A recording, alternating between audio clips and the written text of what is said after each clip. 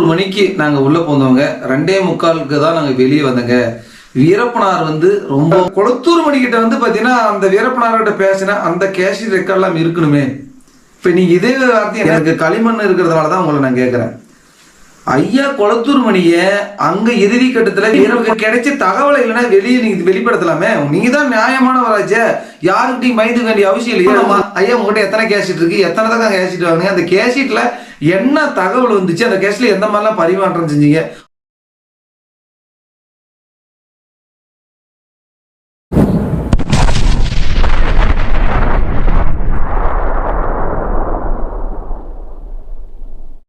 என்ன சொல்றாரு நம்முடைய ஐயா கொளத்தூர் மணிய, நான் ஐந்துரை எல்லாமே வீரப்பனாருடைய மரணத்துக்கு 5 நாளுக்கு முன்னாடி தும்கல் அப்படிங்கிற ஏரியாவில் சின்னாறு பகுதியில் நான் கொண்டு போய் பேசணுங்க. 11 மணிக்கு நாங்கள் உள்ளே போனவங்க 2:45 தான் நாங்கள் வெளியே வந்தங்க. வீரப்பனார் ரொம்பவும் உருக்கமாகவும் ரொம்பவும் தகவலை சொன்னார். அப்போ ஐயா தம்பி, நான் உயிரோடு இருந்தேன்னா உனக்கு பண விதிவெல்லாம் செய்கிறேன் அப்படின்னு சொல்லிட்டு அவர் நிறைய தகவலை சொன்னார்.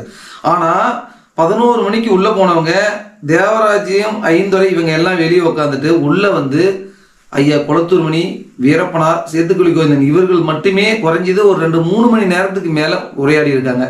அப்படி என்ன மிகப்பெரிய அளவில் அங்கே பேச்சுவார்த்தை நடந்திருக்கும். நடந்த இந்த பேச்சுவார்த்தையெல்லாம் நீங்கள் கட்டாயம் ஐயா கொளத்தூர் மணியிடம் இருந்து நீங்கள் பேட்டி உங்களுடைய சேனலில் நேர்காணல் போடலாமே. நீங்கள் தான் உங்களுடைய புக்களை எழுதலை அப்படின்னு சொன்னான்னு சொல்லிட்டு மண்டையில் களிமண் இருக்கான்னு நீ என்ன கேட்டிருக்கீங்க. ஆனால் நான் உங்களை என்ன கேட்குறேன்னு கேட்டீங்கன்னா, எனக்கு களிமண் இருக்கிறதுனால தான் உங்களை நான் கேட்குறேன். ஐயா கொளத்தூர் மணிய அங்கே இறுதி கட்டத்தில் வீரப்பனார் மரணத்திற்கு 5வது நாள் அங்கே குறைஞ்சது ஒரு 3 மணி நேரத்துக்கு மேலே என்ன உரையாடல் நடந்தது, வீரப்பனார் என்ன சூழ்நிலையில் இருந்தார் அப்படிங்கிறது நீங்கள் நேர்காணலாம் எடுத்து போடலாமே. ஏன் ஐயா புக்கள் எழுதியிருக்கேன் எந்த அடிப்படையில் எழுதுங்க? நான் சங்கிலி தொடர் எழுதியிருக்கேன். சங்கிலி தொடர் யாராவது ஒருத்தர் சொன்ன தகவலை நீங்க அப்படி உங்களுக்கு கிடைச்ச தகவலை இல்லைன்னா வெளியே நீங்க வெளிப்படுத்தலாமே. நீங்க தான் நியாயமானவராச்சே, யாருக்கிட்டையும் பயந்து வேண்டிய அவசியம் இல்லையா? எடுத்து போடலாம்ல. சரி, ஓகே. இப்போ ஐயா கொளத்தூர் மணியை பற்றி உங்களுக்கு கேட்டுட்டு வந்துட்டேன். இப்போ அடுத்தபடியாக கொளத்தூர் மணி இதே நம்ம உங்களுக்கு இன்னொரு கேள்வி நான் கேட்டாகணும். என்னன்னு கேட்டிங்கன்னா, அண்ணன் தேவராஜ் அவர்களும் ஐந்துரை அவர்களும் இவங்க என்ன பண்ணுறாங்கன்னு கேட்டிங்கன்னா, வீரப்பனாரிடம் இருந்து கேசட்டை கொண்டாந்து ஐயா கொளத்தூர் மணியிடம் கொடுக்குறாங்க. அதே மாதிரி கொளத்தூர் மணியிடம் இருந்து வீரப்பனாரிடம் கொண்டு போய் இந்த கேசட்டை கொடுக்குறாங்க. இப்படி பரிமாற்றம் நடந்துட்டு இருக்குது. வீரப்பனார் ஆல்ரெடி இப்போ இறந்துட்டாரு. இப்போ வீரப்பனார் இறந்ததுனால அப்போ வீரப்பனார்கிட்ட இருந்த கேசட்லாம் ஒன்று காவல்துறை கைப்பற்றிருக்கணும், இல்லை அது காணாமல் கூட போயிருக்கணும். ஆனால் இப்போ ஐயா கொளத்தூர் மணிக்கிட்ட பார்த்தீங்கன்னா அந்த வீரப்பனார்கிட்ட பேசின அந்த கேசட் ரெக்கார்ட்லாம் இருக்கணுமே. இப்போ நீங்கள் இதே வார்த்தை என்ன சொல்லியிருக்கீங்கன்னு கேட்டீங்கன்னா, தேவராஜ் அந்த காலகட்டங்களில் இந்த வீரப்பனாருடைய மரணத்தை பற்றி இந்த மாதிரி இருந்தது அவருடைய சொந்தக்காரர்கிட்டயோ இல்லை வேற யாருக்கிட்டையாச்சும் சொல்லியிருக்கணும்.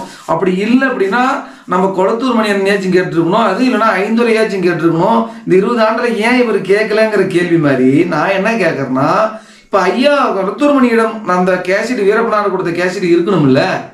இது சம்பந்தமா ஐயா உங்ககிட்ட எத்தனை கேசட் இருக்கு, எத்தனை தான் கேசட் வாங்கினீங்க, அந்த கேசட்ல என்ன தகவல் வந்துச்சு, அந்த கேஸ்ல எந்த மாதிரிலாம் பரிமாற்றம் செஞ்சீங்க அப்படிங்கிறத ஆணிதரமா அந்த வீடியோ பதிவும் நீங்க இப்போ யூடியூப் சேனல் தான் ஃபர்ஸ்ட்ல தான் நீங்க புக் வச்சிருந்தீங்க, புக் எழுதுனீங்க, புக்கில் சொன்னீங்க, அது ஒரு சிலர் படிச்சாங்க. இப்பதான் நீங்க சிவா மீடியோன்னு ஒரு பெரிய லெவல்ல சேனல் வச்சிருக்கீங்கல்ல, அப்புறம் என்ன அந்த சிவா மீடியாவில் நீங்க வீடியோ எடுத்து போடலாமே, நாங்க எல்லாமே பார்ப்போம்.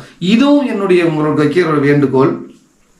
இதுக்கு அடுத்தபடியா இப்ப என்னன்னு கேட்டீங்கன்னா, ஐந்துரை, தேவராஜ், ஐயா கொளத்தூர் மணி, அதுக்கு அடுத்தபடியா போனா வேடியப்பன், ஐயா கலிய பெருமாள், விவேக், சுந்தரமூர்த்தி. இப்ப நான் என்ன கேட்க வரேன்னு கேட்டீங்கன்னா, ஐயா கலிய பெருமாள் அப்படிங்கிறவர் ஐயா இறந்துட்டாரு. இப்ப அதுக்கு அடுத்தபடியா வேடியப்பன் அப்படிங்கிறவர் ஆல்ரெடி வேற சேனல்ல நிறைய சேனல்ல பேசியிருக்காரு. அதே மட்டும் இல்லாம உங்க சேனல்லையும் பேசியிருக்காரு. இப்ப அவரும் உண்மையை சொல்லிட்டாரு. அதே போல அண்ணன் தேவராஜையும் பேசிட்டாரு. இப்ப இதுக்கு அடுத்தபடியா அண்ணன் விவேக் அப்படிங்கிறவர் இருக்காரு. அவரெல்லாம் இறுதி கட்டத்தில் சாவறதுக்கு முன்னாடி நிறைய அந்த மாதிரி ஆயுதம் அது இதெல்லாம் நிறைய பேச்சுவார்த்தை நடந்ததுன்னு சொல்றாங்க. ஏன் அவரை போய் நீங்க நேர்காணல் போய் வீரப்பனாரை இறுதி கட்டத்தில் நீங்க என்னங்க நடந்துச்சு, என்னெல்லாம் வந்துச்சு அப்படின்னு சொல்லிட்டு நீங்க நேராக எடுத்து போடலாமே. இப்போ நீங்க புக் எழுதி எங்கேயோ சம்மந்தமில்லாத எழுதி நீ போன நான் போனேன் அப்படின்ட்டு இப்போ இவங்க நான் சொல்ற ஆளுங்க யாருமே இல்லாம இருந்து அவங்க அதனால வேற ஒருத்தரோட தகவல் கேட்டு இந்த விஷயத்தெல்லாம் நீங்க ஒரு புக்கா எழுதியிருந்தா நீங்கள் நியாயமான ஒரு புக் எழுதினவர், நியாயமாக வேறு வழி இல்லைப்பா, சங்கிலி தொடர் கொடுக்கணும், வரிசையாக தான் இணைச்சாகணும்னு சொல்லலாம். இப்போ தான் எல்லாமே இருக்காங்கல்ல, அவங்ககிட்ட வீடியோ எடுத்து போடலாமே, ஏன் போடலை? இப்போ நான் கேட்குற கேள்வி என்னென்னா, ஐயா விவேக்கிடமும் உங்களுடைய பேட்டியை நாங்கள் எதிர்பார்க்குறோங்க. அவர் நேர்காணல் போடணும். வீரப்பனார் எத்தனை நேரம் அவர் மீட் பண்ணார், அது எது என்னென்னலாம் நடந்துச்சு அப்படிங்கிறத உங்களுடைய சேனல் மூலமாக தான் வீடியோ மூலமாகவே நான் அவருடைய நேர்காணலையும் எதிர்பார்க்குறேன். இது என்னன்னு கேட்டால் இதுவும் என்னுடைய கேள்வி. இதுக்கும் அடுத்தபடியா சுந்தரமூர்த்தி அப்படிங்கிறவரு வீரப்பனாரை சந்திச்சாரு, அவர் நிறைய டைம் வீரப்பனை மீட் பண்ணாரு, நிறைய பயங்கரமான பேச்சுவார்த்தைலாம் நடந்துச்சு அப்படிங்கிறாங்க. இப்போ ஐயா சுந்தரமூர்த்தியும் இருக்காரு, இப்போ அவர்கிட்டையும் நீங்க ஒரு நேர்காணல் எடுத்து போடலாமே, இதுல என்ன தப்பு இருக்கு? உங்க சேனல் எடுத்து போடுங்க, பார்க்கட்டும், மக்களும் பார்க்கட்டும், நானும் பார்க்குறேன். சரி, ஓகே. இவங்க எல்லாமே வீரப்பனாரை சார்ந்த, இவங்க எல்லாமே இல்லீகலா வீரப்பனாருடைய லிங்கில் இருந்தவங்க தான் இந்த டீம். ஓகே, இப்போ நம்மளுடைய சிறப்பு அதிரடிப்படை டீமுக்குள்ள நம்ம போலாங்களா? இப்போ என்னன்னு கேட்டீங்கன்னா, இப்போ நிறைய காவல்துறை அதிகாரிகிட்ட இருந்து நிறைய விஷயத்த நான் தகவல் வாங்கிட்டேன் அப்படிங்கிற மாதிரி ஒரு வீடியோ பதில போட்டிருக்கீங்க. அதில் போடக்கூடிய அந்த வாய்ஸ் ரெக்கார்டு சொய்யின்னு வருது. ஐயா எப்படி பேசுறாரு, அந்த இடத்துல தேவராஜன் கேட்குறாரு ஒரு வார்த்தை, ஐயா இது துரைப்பாண்டியன் வயசா அவரு தான் என்னது அப்படின்னு சொல்லி கேட்குறாரு. இது நான் காவல்துறை இது நாங்கள் என்ன நினைக்கிறேன்னு கேட்டீங்கன்னா, அது ஒருவேளை நீங்கள் மெமிக்கரி பண்ணி கூட போட்டிருக்கலாம் இல்லையா? எப்படி நம்புறது? முகத்தோட ஆதாரத்தோட பேசுறதையே ஏற்றுக்க மாட்டேன் நீங்க. இப்போ தேவராஜ் எல்லா விஷயத்தையும் சொன்னார் உங்ககிட்ட, அதவே நீங்க ஏத்துக்கல. நீங்க எங்கேயோ இருக்கக்கூடிய ஒரு ஆடியோ ரெக்கார்டை எடுத்து வச்சுட்டு இது இவரு பேசினாரு அவரு பேசினாருன்னு சொன்னா யார் நம்புறது? இது இன்னொரு விஷயம் என்னன்னு கேட்டீங்கன்னா, ஒருவேளை இவங்க யாருமே சொல்ற அதிகாரிங்க யாரும் இல்லாம இருந்து அன்னைக்கு இவங்கலாம் எனக்கு ஆதாரமா கொடுத்தாங்க அப்படின்னு சொன்னீங்களா கூட நான் ஏத்துக்கும். இதையும் நீங்களே பேசியிருக்கீங்க, நான் எழுதுனதுக்கு எல்லாமே ஆதாரமா இவங்கலாம் கொடுத்துருக்காங்க, இந்த ஆதார வீடியோ ஆடியோ ரெக்கார்டை ஒரு நாளைக்கு போட்டு காட்டா கூட இது வேறால வச்சு நீ மெமிக்ரி கூட பண்ணிருக்கலாம்னு நீங்களே ஒரு சில விஷயத்துல பேசி போட்டிருக்கீங்க. ஏன் அந்த மாதிரி மெமிக்ரியா கூட அது இருக்கலாம்? அதனால நான் என்ன சொல்ல வரேன்னு கேட்டீங்கன்னா, முதல்ல காவல்துறை அதிகாரி பாண்டிக்கண்ணன் அவரிடம் உங்களோட சிறப்பான ஒரு நேர்காணலை நாங்கள் எதிர்பார்க்குறோங்க. அதுக்கு நீங்கள் கட்டி கழிக்க கூடாது. என்ன காரணம் கேட்டால் அரசு அதிகாரிகள் இப்போ பணிபுரிஞ்சிட்டு இருக்காங்க, அதனால அவங்க சொல்ல மாட்டாங்க அப்படிங்கிறாங்க. அப்படி அரசு அதிகாரிகளா அவங்க பணிபுரிஞ்சிட்டு சொல்லாத சூழ்நிலையில உங்க புக்கை எதன் அடிப்படையில் வெளியிட்டீங்க? வீரப்பனார் வாழ்ந்ததும் வீழ்ந்ததும் அப்படிங்கிற புக்க இவங்க யாருமே வெளியவே சொல்ல மாட்டாங்க அப்படிங்கிற சூழ்நிலையில நீங்க எதன் அடிப்படையில இந்த புக்கை வெளியிட்டீங்க? இப்ப என்னன்னு கேட்டீங்கன்னா, இப்ப நம்மளுடைய பாண்டிக்கண்ணனுடைய பேட்டி போகுது, அதுக்கு அடுத்தபடியா நான் எதிர்பார்க்கறது ஐயா துரைப்பாண்டியன் அவருடைய பேட்டி. இப்ப ஐயா துரைப்பாண்டியன் ஐயா சென்னையில இருக்காரு, போயிட்டு நிறைய விஷயத்த அவர்கிட்ட கேளுங்க. ஐயா அந்த காலகட்டங்களில் தேவராஜ் எல்லாம் இப்படி போயினாரு வந்தாரு, ஆனா என்கிட்ட பேட்டியில இந்த மாதிரி சொல்லியிருக்காரு நேர்காணல்ல, இது உண்மையா அப்படிங்கிறது நேரா பேட்டி எடுத்து போடுங்க ஐயா, நாங்க பாக்குறோங்க, மக்கள் நாங்க எதிர்பார்த்துட்டு தானே இருக்குங்க. நீங்க இதை விட்டுட்டு ஒரு ஆடியோ ரெக்கார்டையோ அது இது ஏன் காமிக்கிறீங்க? இப்ப ஐயாவனுடைய துரைப்பாண்டியன் ஐயா அவர்கள்ட்ட ஒரு பேட்டி எடுத்து போடுங்க. இதுக்கு அடுத்தபடியா ராமலிங்கம் அப்படிங்கிறவர் இருக்காரு, அவரும் அந்த காலகட்டத்தில் பாண்டிக்கண்ணன் அப்படிங்கிறவரை நம்மளுடைய அண்ணன் தேவராஜ் கிட்ட கொண்டு போய் அவர் தான் ஜாயின் பண்ணவர். அங்கே போய் மலையில வேலை செஞ்சாரு, ஒரு போலீஸ்காரர் இருந்தாரு, இவர் நிறையலாம் தொடர்புல தான் பிடிச்சி கொடுத்தாங்க அப்படிங்கிறார். ஐயா ராமலிங்கம் கிட்ட போயிட்டு, ஐயா நீங்க பாண்டிக்கண்ணனை தேவராஜுடன் அனுப்பி வைக்கும் போது தேவராஜுக்கு அவர் போலீஸுங்கிறது தெரியுமா, இல்ல தெரியாத அனுப்பி வச்சிங்களா, இல்ல தேவராஜ் ஆல்ரெடி உள்ள போலீஸினுடைய இன்ஃபார்மரா நெருக்கமா இருந்தாரா அப்படிங்கிறத எடுத்து போடுங்க. ஐயா நம்மளுடைய ஐயா மூத்த பத்திரிகை ஆசிரியர் சிவசுப்பிரமணியன் அவர்களுக்கு தான் கேட்கிறேன். அதுவும் இந்த களிமண்டியை வச்சுதான் உங்களை இந்த கேள்வியை கேட்கிறேன். ஏன்னா உங்களுக்கெல்லாம் நிறைய மைண்டு நிறைய இருக்கு, நீங்க படிச்சவங்க, அது மட்டும் இல்லாத நீங்க பெரிய ஒரு பத்திரிகை ஆசிரியர். நாங்கள் அப்படி கிடையாது, நான் ஒரு விவசாயி குடும்பத்தில் பிறந்த ஒரு சாதாரண ஒரு விவசாயி, ஒரு கிராமத்தில் ஒரு எளிமையாக ஒரு கிராமத்தில் வாழக்கூடிய ஒரு மனிதன் நான். அதனால் உங்களுக்கு அறிவு உள்ள ஒரு மனிதங்கிறதுனால உங்களை நான் கேட்குறேன், ஐயா ராமலிங்கிட்ட இருந்தும் நீங்கள் ஒரு நேர்காணல் எடுத்து போகணும், அதையும் நாங்கள் எதிர்பார்ப்போங்க. சரி, இப்போ ஐயா ராமலிங்கத்தையும் பார்த்தாச்சு. அடுத்தபடி என்னன்னு கேட்டிங்கன்னா, ஐயா சண்முகவேல் காவல்துறை அதிகாரி சண்முகவேலும் ஐயா தேவராஜனை சந்திச்சிருக்காரு, நிறைய டைம் அவர்கிட்டையும் பேசியிருக்கிறதா சொல்லியிருக்காரு. இந்த மாதிரி நான் சண்முக ஐயாவை பார்த்தேன் அப்படின்ட்டு. அவர்கிட்டையும் போங்க, தேவராஜ் இந்த மாதிரி வந்தாரா, அவர் சொல்றது பொய்யா உண்மையான்னு சொல்லி ஐயா அவரையும் பேட்டி எடுத்து போடுங்க. நீங்க தான் ஒரு மிகப்பெரிய ஒரு சிவா மீடியாவுடைய ஒரு நிறுவனர், நீங்க மிகப்பெரிய அளவில் இருக்கீங்க. சொல்ல போனா நீங்க ஒரு மூத்த பத்திரிகை ஆசிரியர், அது மட்டும் இல்ல ஒரு நேர்மையான பத்திரிகை ஆசிரியர். நீங்க அதை செய்யலாம் இல்ல, ஏன் செய்யக்கூடாது? இது என்னுடைய கேள்விங்க ஐயா. நான் என்ன கேட்கறேன்னா, நம்மளுடைய ஐயா மூத்த பத்திரிகை ஆசிரியர் சிவசுப்பிரமணியன் அவர்களை தான் நான் இதை கேட்கறேன். இந்த சொல்ல போனா இந்த களிமண்டையில இருந்து தான் உங்களை நான் கேட்கறேன். நீங்க ஐயா சண்முகவேலை நீங்க கட்டாயம் அவரை நீங்க ஒரு பேட்டி எடுத்து போட்டு அது என்ன உண்மை பொய்ங்கிறத கண்டிப்பா நீங்க எடுத்து போகணும். சரி, ஓகே, அவரையும் நீங்க பேட்டி எடுக்க போறீங்க. அடுத்ததா பாத்தீங்கன்னா செந்தாமரை கண்ணன் அவரு ஏராளமான இடத்துல நிறைய சேனல்லாம் பேட்டி கொடுக்குறாரு, நான் பார்த்துருக்கேன் ஒரு பேட்டியெல்லாம். ஏன் நீங்கள் அவரையும் போய் பேட்டி எடுத்து போடலாமே? ஐயா நீங்கள் வந்து இந்த மாதிரிலாம் வீரப்பனார் வந்து இறுதி கட்டத்தில் தான் நீங்கள் பிடிச்சதா சொல்கிறீங்க, இந்த மாதிரி ஜீப்பெல்லாம் ஏற்றி எல்லாம் வந்ததா சொல்கிறீங்க, இதெல்லாம் உண்மையாயா? இல்லை நான் தான் சொல்கிற மாதிரி பாண்டிக்கனும் தேவராஜ் தான் பிடிச்சி கொடுத்தாங்க உண்மை இதெல்லாம் அப்படின்னு சொல்லிட்டு உங்களுடைய கேள்வி கணைகளை வந்து அவருடைய சொல்லமான செந்தாமரை கண்ணன் அவர்கிட்ட நீங்கள் பேசி அவர்கிட்ட இருந்து நிறைய தகவலை வந்து மக்களுக்காக எடுத்து போடலாமே நீங்கள். ஏன்னா வீரப்பனாருடைய மரணத்தை கண்டுபிடிக்கணும் இல்லையா நீங்கள்? இந்த மரணத்தை கண்டுபிடிக்கணும், அதில் சம்மந்தப்பட்டவங்கள்ட்ட நேரடியாக கேட்டால் தானே தெரியும். இப்போ என்னன்னு கேட்டீங்கன்னா, இப்போ இவங்க யாருமே இல்லைன்னா ஐயா நீங்கள் சொல்கிறது தான் உண்மை, நீங்கள் புக்கு எழுதுனது 100% உண்மைன்னு ஒத்துக்கலாம். இப்போ இத்தனை பேர் இருக்காங்கல்ல, அப்போ எப்படி உங்கள் புக்கை நான் ஒத்துக்கிறது? சொல்லப்போனால் அவர் தேவராஜன் என்ன சொல்லிட்டாருன்னா, சிவசுப்பிரமணியன் மூத்த பத்திரிகையாசிரியர் சிவசுப்பிரமணியன் அவர்கள் எழுதிய புக்கு 30% தான் உண்மை, மீதி 70% பொய் அப்படின்ட்டாரு.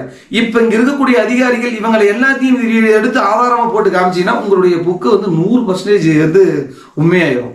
அதனால ஐயா வந்து செந்தாமரைக்கண்ணன் அவர்களையும் வந்து நீங்க ஒரு பேட்டி எடுக்கணும் அப்படிங்கிறது தான் என்னுடைய வேண்டுகோள்.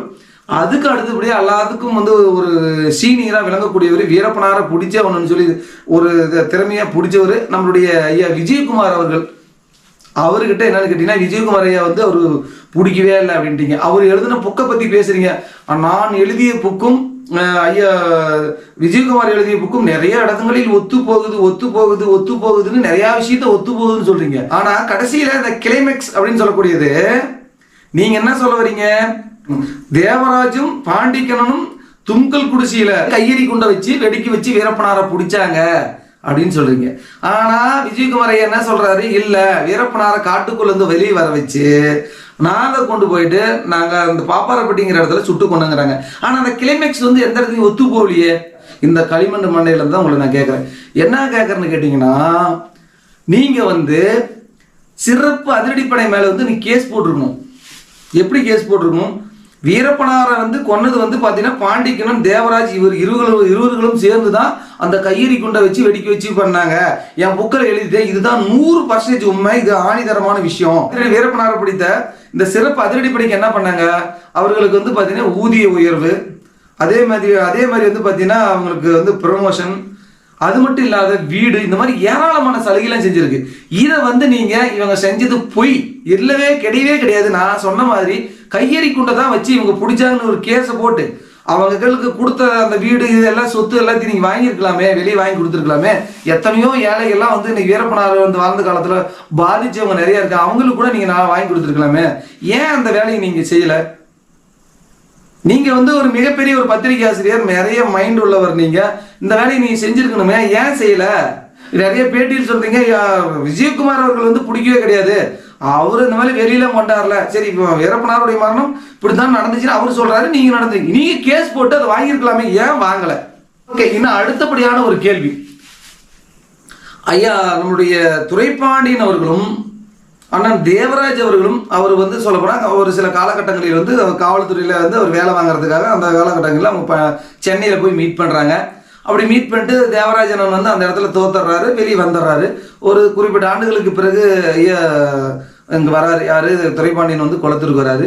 வந்த பிறகு ஐயா துரைப்பாண்டியன் அவர்களுக்கும் நம்முடைய தேவராஜ் அண்ணன் அவர்களுக்கும் பழைய உறவு இருந்து அந்த உறவின் அடிப்படையில் தான் இவரை முன்னாடியே பிளான் பண்ணி அவர் அனுப்பிட்டாருன்னு சொல்றாரு. சொல்லி தான் அவர் வீரப்பனாரை பிடிச்சி கொடுத்தாருன்னு நீங்க சொல்றீங்க, பேசுறீங்க, நிறைய விஷயத்துல சொல்றீங்க. நான் என்ன கேட்கறேன்னு கேட்டீங்கன்னா, இந்த காலகட்டத்தில் யாருமே பணம் இல்லாம வேலை செய்யறது இல்லை ஏதோ ஒரு உதாரணம், ஏதோ ஒரு உதவிகள் இல்லாம உள்ள வந்து ஏதோ ஒரு விஷயம் இல்லாம யாரும் எந்த ஒரு வேலையுமே செய்யறது இல்லை.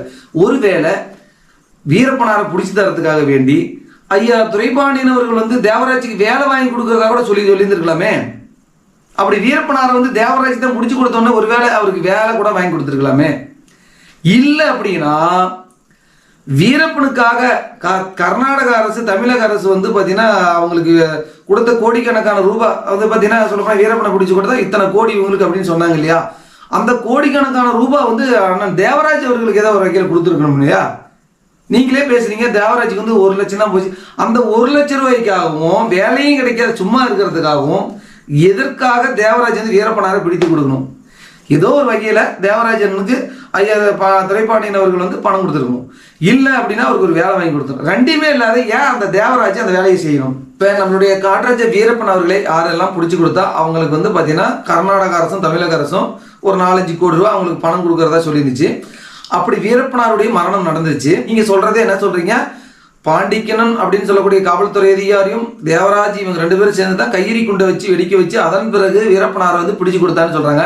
அப்படி சொல்லும் பொழுது அந்த கர்நாடக அரசும் தமிழக அரசும் கொடுக்கணும்னு சொல்லக்கூடிய அந்த பணம் அண்ணன் தேவராஜ் அவர்களுக்கும் நம்முடைய காவல்துறை அதிகாரி துரைப்பாண்டியன் அவர்களுக்கும் இவர்களுக்கு தானே சேர்ந்துருக்கணும் முறைப்படி.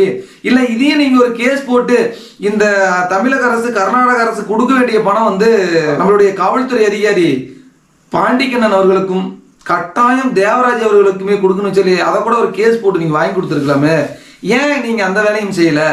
இப்ப நீங்க செஞ்ச வேலை எந்த வேலையும் யாருக்குமே இல்லை. இந்த புக்கை எழுதி ஒரு விஷயம் நல்ல ஒரு பேர் வாங்கியிருக்கு எப்படின்னு கேட்டீங்கன்னா, இந்த புக்கை எழுதிட்டு தேவராஜ ஒரு மன உளைச்சலுக்கு ஆளாக்கி இப்ப தேவராஜ் ஆல்ரெடி சொல்லியிருந்தாரு எங்க வீட்டுக்காரிக்கு 20 ஆண்டுகளா எதுவுமே தெரியாது அப்படின்னு சொல்லியிருந்தாங்க. உண்மை அதுதான். 20 ஆண்டு கழிச்சு இப்ப தேவராஜோடைய மனைவி இப்பதான் போன் பண்ணி இப்ப சிவா மீடியாவில் வருது, உங்க சேனல்ல வருது, என்ன நடந்துச்சுன்னா அவங்கட்டுக்குள்ள ஒரு சில பிரச்சனைகள்லாம் ஓடிட்டு இருக்குது. இதுக்கான காரணம் யாருன்னு கேட்டா அழகா சிவசுப்பிரமணியனே சொல்லலாம். இதுக்கு நான் முதல்லயே உங்களுக்கு சொல்லிட்டேன். இந்த கிராமப்புறங்கள்ல பேசக்கூடிய ஒரு டைலாக், தூங்குற மணிக்காரன் எழுப்பி பழைய கந்தாங்க கேட்டாங்களே அப்படிங்கிற மாதிரி இப்ப வீரப்பனாருடைய மரணத்தை நான் நோண்டி எடுக்கிறேன்னு சொல்லி இப்ப எங்கெங்கயோ எல்லாம் வந்துட்டாங்க. சரி, ஓகே, இப்ப வீரப்பனாருடைய மரணம் இப்ப நெருங்கி வந்துருச்சு பக்கத்துல. இப்ப நான் சொன்னவங்களை எல்லாத்தையும் நீங்க வீடியோ நேர்காணல் எடுத்து போட்டீங்கன்னா வீரப்பனாருடைய மரணம் எப்படி நடந்துச்சு, எங்க நடந்துச்சு, வீரப்பனாருக்காக கொடுக்கப்பட்ட பணம் எங்க போச்சு, அதே மாதிரி பார்த்தீங்கன்னா சிறப்பு அதிரடிப்படைக்கு அரசு கொடுத்தது ஒரு நியாயமானதா இல்லை தவறானதா சரியானதா? இப்போ சொல்லப்போனால் வீரப்பனாரை பிடிச்சதுக்காக அந்த சிறப்பு அதிரடிப்படைக்கு கொடுத்தது வீடு, பதவி உயர்வு, இந்த மாதிரி நிறைய கொடுத்தது எல்லாமே சரியா தப்பா அப்படிங்கிறது எல்லாமே இவங்க எல்லா வீடியோ எடுத்து போட்டா உங்களுக்கு கட்டாயம் தெரிஞ்சிடும். இதை விட்டுட்டு நான் புக்கில் எழுதினேன், நான் என் புக்கில் எழுதுனது கரெக்டு, என் புக்கில் எழுதுனது சரிதான் அப்படின்னு ஏன் நீங்கள் அதை சொல்லிட்டு இருக்கீங்க? நான் கேட்குற கேள்வி என்னன்னு கேட்டால், இப்போ வீரப்பனாரை போய் எழுப்பி கேட்கலாம் அப்படின்னா அவர் சொல்ல முடியாது, அவர் இல்லை. இப்போ அது உண்மையா பொய்யா அப்படிங்கிறதுக்கு இப்போ வீரப்பனாருடைய உடலை எரிச்சிருந்தா அவருடைய சாம்பிள் தான் கிடைக்கும். அவர் உடலை வச்சு எந்த ஒரு ஆய்வும் பண்ண முடியாது. இப்போ அவருடைய உடல் தான் நம்ம மூலக்காட்டில் இருக்க, அதோடைய உடலை நோண்டி எடுத்து டிஎன்ஏ டெஸ்ட் கொடுத்து கண்டுபிடிங்க எப்படி அவருடைய மரணம் நடந்துச்சு. மரணத்தை கண்டுபிடிச்சி அவனு முடிவு பண்ணிட்டீங்க. ஏன் கொஞ்சம் கொஞ்சமாக அங்கங்கே தள்ளி போட்டுட்டு இருக்கிறீங்க? நேராக ஒரு கேஸ் போடுங்க, வீரப்பனாருடைய உடல் எடுத்துகிட்டு போங்க, டிஎன்ஏ டெஸ்ட் பண்ணுங்க, அதில் எப்படி அவருடைய மரணம் ஏற்பட்டுச்சு என்னங்கிற விஷயத்தெல்லாம் சொல்லுவாங்க. அதன் பிறகு நேராக புக்கில் கொண்டாந்து எழுதுங்க. என்ன சொன்னால் டிஎன்ஏ டெஸ்ட் எடுங்க. நீங்கள் சொன்ன மாதிரி கையெறி குண்டில் ஒரு வேலை வீரப்பன் செத்தாரா, இல்லை சொல்கிற மாதிரி நம்மளுடைய ஐயா விஜயகுமார் சொல்கிற மாதிரி அங்கே என்கவுண்டரில் செத்தாரா, இல்லை ஒருவேளை இந்த மாதிரி விஷவசி செத்தாங்கிற உண்மை எல்லாமே தெரிஞ்சிடும். அப்புறம் ஏன் அடுத்தவங்களை போட்டு ஏன் குழப்பிட்டு கிடக்கணும்? நம்முடைய மூத்த பத்திரிகை ஆசிரியர் சிவசுப்பிரமணியன் அவர்களுக்கு இந்த கலியாமன் மண்டையில் இருக்கக்கூடிய விஷயத்த நிறைய உங்ககிட்ட நான் சொல்லிட்டேன். சிவா வீடியோ பார்க்கக்கூடிய நண்பர்கள் அனைவருக்குமே என்னுடைய வணக்கம். அதில் நிறையா பேர் கமெண்ட்ல போடுறீங்க, நிறைய பேர் பார்த்துருக்குறாங்க. பார்த்தீங்கன்னா இவன் இந்த குடிமை வச்சுட்டு இருக்கான், இவன் வந்து பாசிமணி ஊசிமணி விற்கிறவன், அதனால வந்து இந்த பாசிமணி ஊசிமணி விற்கிறவங்களாம் வந்து ஒரு பேட்டி எடுக்கிறாங்க. ஏன் பாசிமணி ஊசிமணி விற்கிறவன் பேட்டி எடுக்கக்கூடாதா? இல்லை நம்ம நாட்டு சட்டத்தில் ஏதாச்சும் இந்த மாதிரி இவெல்லாம் இவன் எடுக்கக்கூடாது அவன் எடுக்கக்கூடாதுன்னு ஏதாவது இருக்கா? இல்லை அடுத்த கேள்வி என்னன்னு கேட்டால், நம்ம இந்தியா வந்து ஒரு ஜனநாயக நாடா இல்லை ஒரு சர்வதிகாரி நாடா? இது யாரு வேணாலும் எந்த கேள்வி வேணாலும் யாரு வேணாலும் கேட்கலாம். இப்படிப்பட்ட ஒரு ஜனநாயக நாட்டில் தான் நம்ம இருக்க. இப்போ தப்பு அப்படிங்கும்போது அது கேள்வி கேட்கலாம், இதுல என்ன இருக்கு? அதே மாதிரி இவன் படிச்சவனா இவன் படிக்காதவனா? நான் படிக்காதவனா, ஒரு பாமர ஒரு விவசாய குடும்பத்தில் பிறந்தவனா, என் விவசாயி எந்த கேள்வியும் கேட்கக்கூடாதுன்னு ஏதாவது சட்டத்தில் இடம் இருக்கா? அடுத்தபடியா இன்னொரு கேள்வி ஆரம்பிச்சிட்டீங்க. இது வந்து பார்த்தீங்கன்னா நக்கீரன் கோபால் கிட்ட வந்து பணம் வாங்கிட்டு நக்கீரன் கோபாலை பேப்பரில் பார்த்துருக்கேன், டிவியில் பார்த்துருக்கேன், இன்னும் நேரம் இது வரைக்கும் நான் பார்த்ததில்ல. அதே மாதிரி வந்து நாங்கள் யாருக்கிட்டையும் பணம் வாங்கிட்டு பேசுங்கிற எங்களுக்கு எனக்கு கிடையாது, அந்த மாதிரி அவசியமும் கிடையாது. அதில் கமாண்டில் இப்போ சிவா வீடியோ பார்க்கக்கூடிய சிவா நண்பர்கள் அனைவருக்கும் நான் சொல்லக்கூடிய ஒரே ஒரு விஷயம், நான் கேட்ட கேள்வியெல்லாம் நியாயமானதா இல்லை சரியா தவறா அப்படிங்கிறத கண்டிப்பாக நீங்கள் சிவானன் நீங்கள் கண்டிப்பாக கேட்கணும். நாங்கள் வந்து சிவா மீடியாவை டம்மி ஆக்கிறதுக்காகவோ இல்லை சிவாவை வந்து சிவா மீடியாவை சிவசுப்பிரமணியன் அவர் வந்து கேவலப்படுத்துறதுக்காகவோ நாங்கள் பேசலை. இதில் குறிப்பாக ஒரு விஷயத்தை என்ன சொல்லுவார்னு கேட்டிங்கன்னா, ஒரு மனிதனுடைய மனம் நோகாமல் நடக்கிறது தான் ஒரு நல்ல மனிதருக்கு ஒரு அடையாளம். இப்போ பல பேருடைய மனசை நோக்கடிச்சுட்டு தான் வந்துட்டு இருக்கிறாரு. காரணம் என்னன்னு கேட்டீங்கன்னா M1 M2 அப்படின்னு சொல்லி பேசிட்டு இருக்கிறாரு. இதுல வந்து அண்ணன் தேவராஜ் மட்டும் கிடையாது, அண்ணன் தேவராஜ் மன உளைச்சலுக்காக ஆகுறாரு, ஐயா கொளத்தூர் மணி அவர்கள் வந்து மன உளைச்சலுக்காக.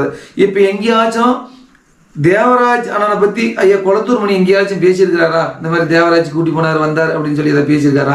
இல்ல இந்த 20 ஆண்டுகள்ல வந்து தேவராஜ் தான் எங்கேயாச்சும் கொளத்தூர் மணி நான் தான் கூட்டிட்டு போனேன்னு சொல்லி பேசியிருக்காரா? நீங்க எழுதின புக்கு M1 M2ன்னு வந்து வெளியே வந்து கடைசியில் அவர் அங்க இருக்கிறவங்க லோக்கல்ல இருக்கிறவங்க எங்களை மாதிரி இருக்கிறவங்க கேள்வி கேட்க, இது என்னடா இப்படி ஆகி போச்சு, நம்ம 10 பைசாவுக்கு புரியோஜனம் அவர் வந்து உங்க சேனல்லையே சொல்ல, இப்ப இது எல்லாமே ஒண்ணுன்னா இப்ப வெளியே வந்துட்டு இருக்குது. இதெல்லாம் கேட்ட உடனே இப்ப வேடியப்பன் அவர்கள் வந்தோடனே நான் மட்டும் என்னடா ஏமாங்குன்னு சொல்லி அவரும் வெளியே சொல்ல, இப்ப என்ன ஆகி போச்சு? நான் சொன்ன ஒரு டைலாக் உங்களுக்கு டைட்டில் வச்சுனேன், எங்க அப்பன் குதிரைக்குள்ள இல்லை அப்படிங்கிற மாதிரி. இப்ப எல்லாரும் உள்ளுக்குள்ள இருக்கிறவங்களா வெளியே கொண்டாந்து காட்டுறாருன்னா ஐயா சிவசுப்பிரமணியன் அவர்களுக்கு இந்த பெருமை எல்லாம் உங்களுக்கே சேரும். அந்த பெருமை நீங்களே வச்சுக்காங்க, எங்களுக்கு வேண்டாம். இந்த கல்யாண மண்டையால பல கேள்விகளை கேட்டுட்டேன். நேர்மையான நம்மளுடைய மூத்த பத்திரிகை ஆசிரியர் சிவசுப்பிரமணியன் அவர்களே, சிவா வீடியோ பார்க்கக்கூடிய நண்பர்கள் அனைவரும் அவர்கிட்ட கேட்டு நான் சொன்ன விஷயத்தை எல்லாம் வெளியே வாங்கி கண்டிப்பா எல்லாருக்கும் ஒரு தெளிவுபடுத்தணுங்கிறது தான் என்னுடைய நோக்கம். மூத்த பத்திரிகை ஆசிரியர் சிவசுப்பிரமணியன் அவர்களுக்கு நான் சொல்ல வர விஷயம் என்னன்னு கேட்டா, நீங்க போடக்கூடிய ஒவ்வொரு வீடியோவுக்கும் கட்டாயம் இந்த ஐயப்பன் வந்து பதில் கொடுப்பான். இந்த கல்யாண மண்டபம் மூலமா உங்களுக்கு நான் பதில் கொடுப்பேன். உங்களுக்கு ஒரு விஷயத்த மறக்காம சொல்லிடுவேன், ரீச் தமிழ் தான் நம்முடைய வீரப்பனாருடைய கண்டென்ட் வரக்கூடிய ஒரு சேனல். அந்த சேனல் என்னன்னு கேட்டீங்கன்னா, நம்ம செல்லு ஹேங் ஆனதுனால அதில் இருந்து ரீசெட் அடிச்சு அதில் இருந்த விஷயம் எல்லாமே டெலீட் ஆகிடுச்சு. அதுக்கு நான் ஐடி போட்டு பாஸ்வேர்டு போட்டு லாகின் பண்ணி தான் அடுத்த டைம் தான் அதை வந்து உங்களுக்கு அந்த வீடியோவை நான் ரிலீஸ் பண்ண முடியும். அது வரைக்கும் மேட்டூர் ஐயப்பன் சேனல் நம்மள தான். மேட்டூர் ஐயப்பன் சேனலில் சிவசுப்பிரமணியன் அவர்கள் வந்து என்ன பதில் கொடுக்குறாரோ அதுக்கு ரிட்டர்ன் பதில் கொடுப்பேன். மீண்டும் அடுத்த வீடியோவை சந்திக்கிறேன். உங்களுடைய விடைபெறுவது மேட்டூர் ஐயப்பன். நன்றி, வணக்கம்.